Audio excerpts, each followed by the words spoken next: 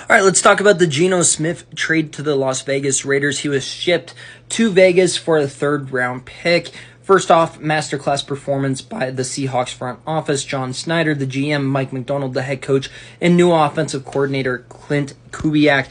They've been talking this guy up like he was going to have an all-pro season. Kubiak took this job because he wanted to work with a quarterback like Geno Smith. We now find out that they were just lying through their teeth. This isn't the first time they've done it. They've also did it a few years ago with the Russell Wilson trade to Denver. Pete Carroll said at the Combine, at this time we have no intent to trade Russell Wilson. Guess what? That intent changed just a few days later. And he was shipped off, which would end up being probably a top 3 worst acquisition of all time in the NFL. Deshaun Watson, without question, is number 1. Herschel Walker might be worse, depending on the way you look at it.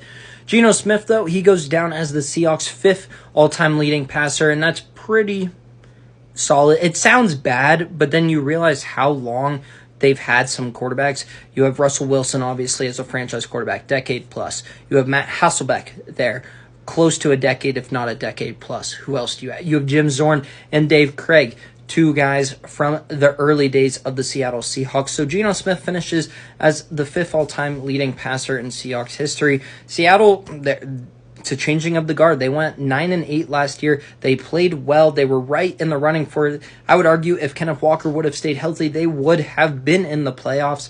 But now DK Metcalf looks like he's on his way out. Tyler Lockett on his way out as well.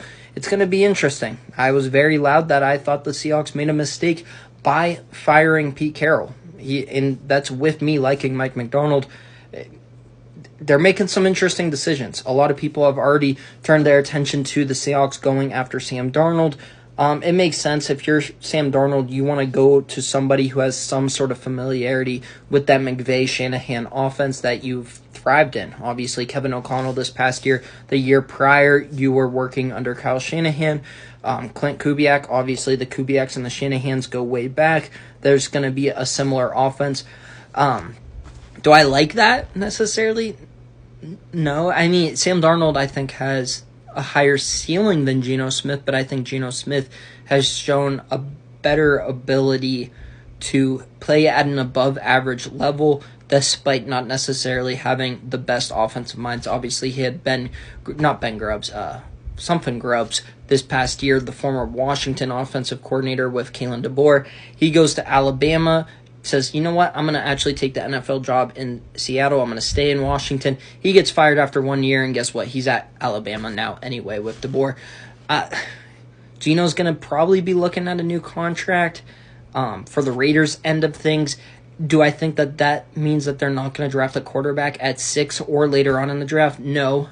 They do have a good quarterback situation now. Last year, the problem was Antonio Pierce and Tom Telesco got left at the table. The musical chairs ended, and they didn't have a quarterback. 6 quarterbacks won the top 12. They had pick number 13. They were expecting a Michael Penix. They were expecting a Bo Nix maybe even. That wasn't the case, and because of that, they had to go into the season with Gardner Minshew and Aiden O'Connell. O'Connell's still there, and he showed good improvements in year 2. So now you have him. You have Geno Smith, who will be extended and make good money. But if they do fall in love with a Shedeur Sanders, who falls to 6, if they do fall in love with a Jackson Dart, there's no reason why they can't trade back into the first round. There's no reason why they can't go after a guy in day 2 of the draft.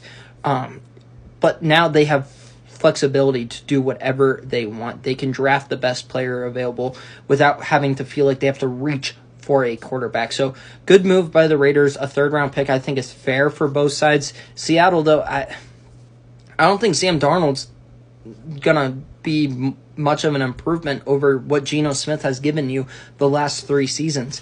In addition to that, Aaron Rodgers. I think this move shows that the Raiders were never really interested in him, which means his options are very slim. Obviously, the Giants, we know that those 2 camps have been talking. I think that shows his desperation.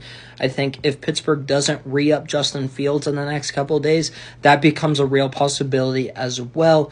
And then, obviously, the one that would be maybe the most entertaining, him going to Minnesota, which I think that Minnesota should just move forward with J.J. McCarthy at the helm. But who knows? Maybe the Brett Favre, Aaron Rodgers parallel continues with A-Rod headed to Minnesota to work under KOC.